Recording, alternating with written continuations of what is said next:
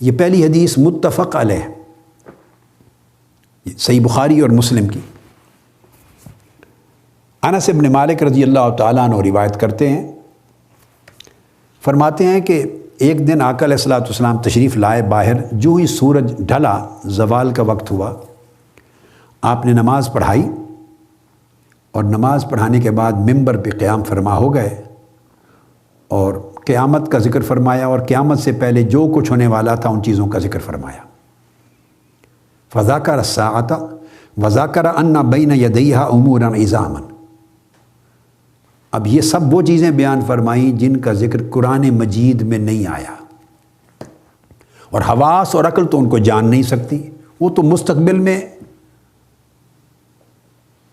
صدیوں کے بعد، ہزاروں سالوں کے بعد، لاکھوں کروڑوں سالوں کے بعد ہونے والی ہیں۔ اور پھر آقا علیہ السلام نے فرمایا ثم قال من احب ان يسأل عن شيء فليسأل عنه، جس کا جی چاہے کسی چیز کے بارے میں آج مجھ سے پوچھنے کا، اس کو کھلی اجازت ہے، وہ پوچھ لے۔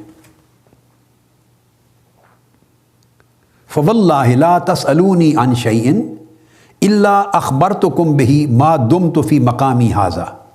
فرمایا اللہ کی قسم، جو بھی تم جس چیز کے بارے میں بھی پوچھو گے، جب تک میں ابھی کھڑا ہوں، ممبر سے نہیں اترتا، یہیں کھڑے کھڑے تمہیں بتاتا جاؤں گا، یہ نہیں کہ اترنے کے بعد۔ تو آقا علیہ السلام فرما رہے ہیں بغیر کسی قید کے، فرمایا واللہ جو سوال کرنا چاہو، جس شے کی نسبت جو پوچھو گے، اسی جگہ کھڑے کھڑے اترنے سے پہلے تمہیں جواب دیتا جاؤں گا۔ تو فرماتے رہے پوچھ لو پوچھ لو، حتیٰ کہ صحابہ رونے لگ گئے۔ اب یہ حدیث میں نے اس لیے چنی کہ متفق علیہ ہے، اہل علم دیندار لوگ اس میں کسی کو تردد بھی نہ ہو، حدیث کی ضعف پر، صحت پر کوئی کلام نہ کر سکے۔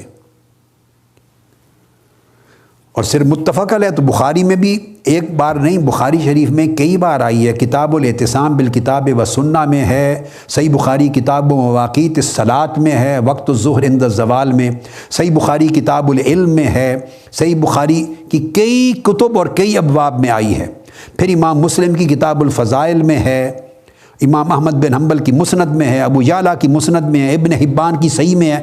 تمام کتب حدیث اپنے اپنے طرق سے بیان کرتی ہیں متفق علیہ حدیث۔ تو جب صحابہ رو پڑے آقا علیہ السلام کے بار بار فرمانے پر، تب ایک شخص اٹھا۔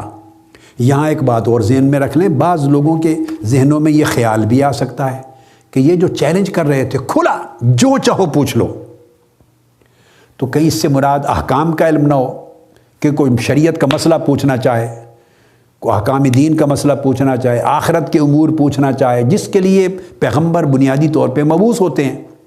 ہاں تو یہ اگر سوچ آئے تو غلط ہوگی، کیونکہ آقا علیہ السلام اگر چاہتے تو آپ فرما دیتے کہ امور آخرت سے متعلق پوچھ لو، احکام دین سے متعلق جو چاہو پوچھ لو، مسائل شریعت کے متعلق جو چاہو پوچھ لو۔ آقا علیہ السلام تعین فرما دیتے، تعین نہیں فرمایا، آپ نے کھلا فرمایا من حب ان یسأل عن شیء فلیسأل عنہ، جو شخص جس چیز کے بارے میں پوچھنا چاہے، جو اس کا جی چاہے پوچھ لے۔ اور فرمایا خدا کی قسم فواللہ لا تسألونی عن شیء، جو چیز چاہو گے اور اس کا پوچھو گے تو میں یہیں کھڑے جواب دے دوں گا۔ لہٰذا آقا علیہ السلام کے اس فرمان کو جو بالکل عموم پر ہے، کیٹیگوریکل حکم ہے اور یہ اوپن ہے، ایبسولیوٹ ہے، اس کو مقید کرنا ناجائز ہے، زیادتی ہے، گناہ ہے کہ پابند کر دینا کہ احکام شریعت اور مسائل شریعت کی بات ہو رہی ہے، نہیں۔ اور پھر آگے اسی حدیث میں جو دلیل ہے وہ پھر اس گمان کو رد کر دیتی ہے کہ آگے دو صحابی اٹھے ہیں، انہوں نے سوال کیا اور آقا علیہ السلام نے جواب دیا، اور ان دونوں سوالوں کا کوئی تعلق احکام شریعت اور مسائل شریعت کے ساتھ نہیں تھا۔ اگر آقا علیہ السلام کے ذہن میں مراد ہوتا کہ احکام شریعت کے بارے میں جو چاہو پوچھ لو، تو آقا فرما دیتے کیا پوچھ رہے ہو۔ آگے سنیں کیا پوچھتے ہیں۔ فقال انس، حضرت انس نے فرمایا فقام الی رجل، ایک شخص اٹھا، فقال این مدخلی یا رسول اللہ، یا رسول اللہ مرنے کے بعد میرا ٹھکانہ کہاں ہوگا، جنت میں یا دوزخ میں؟ مرنے کے بعد میرا ٹھکانہ کیا ہوگا؟ قال النار، فرمایا دوزخ میں ہوگا۔ اب آپ دیکھ لیں کہ خطاب کن سے فرما رہے ہیں، مجلس میں کون لوگ بیٹھے ہیں، خدا جانے وہ شخص کون تھا، اور پوچھ رہا ہے مرنے کے بعد میں کہاں جاؤں گا۔ اسٹریٹ اوے اگر علم نہ ہو تو آقا علیہ السلام فرما دیتے کہ یہ تم نے کیا پوچھ لیا، مرنے کے بعد اللہ ہی بہتر جانے تمہارا ٹھکانہ کیا ہوگا، یہ مجھ سے کیسے پوچھتے ہو۔ نہیں، فرمایا تمہارا ٹھکانہ جہنم ہوگا۔ یہ علم کا میں سورس آف نالج بیان کر رہا ہوں۔ تو گویا اب یہ قرآن مجید کی آیت نہیں اتری ہے، جبرائیل امین کو یہ علم لے کے نہیں آئے، تو یہ قرآن کا ذریعہ علم نہیں ہے، یہ کوئی اور ذریعہ علم ہے جو نہ حواس کے ذریعے آیا ہے، نہ عقل اور دماغ کے ذریعے آیا ہے، نہ جبرائیل امین اور قرآن کے ذریعے آیا ہے، یہ کوئی اور سورس آف نالج ہے۔ میں آج کی نشست میں کئی حدیث سے صرف اسی ایک حقیقت کو اسٹیبلش کرنا چاہتا ہوں، یہ کوئی اور سورس آف نالج ہے، اس کو ڈینائی نہیں کر سکتے۔ فرمایا تمہارا ٹھکانہ جہنم ہوگا۔ اب مرنے کے بعد اس کے ٹھکانے کو دیکھ رہے ہیں۔ پھر ایک اور شخص اٹھا، عبداللہ بن حذافہ اس کا نام تھا۔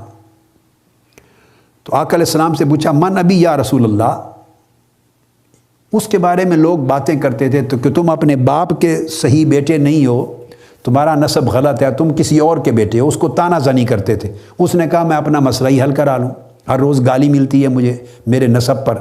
اس نے پوچھا یا رسول اللہ میرا اصل باپ کون ہے؟ قال ابو کا حذافہ، فرمایا تمہارا اصل صحیح باپ حذافہ ہے۔ اب یہ بھی ایک پردہ غیب کی بات ہے، یعنی وہ معلوم کرنا چاہتا ہے کہ میں حلالی ہوں یا نہیں۔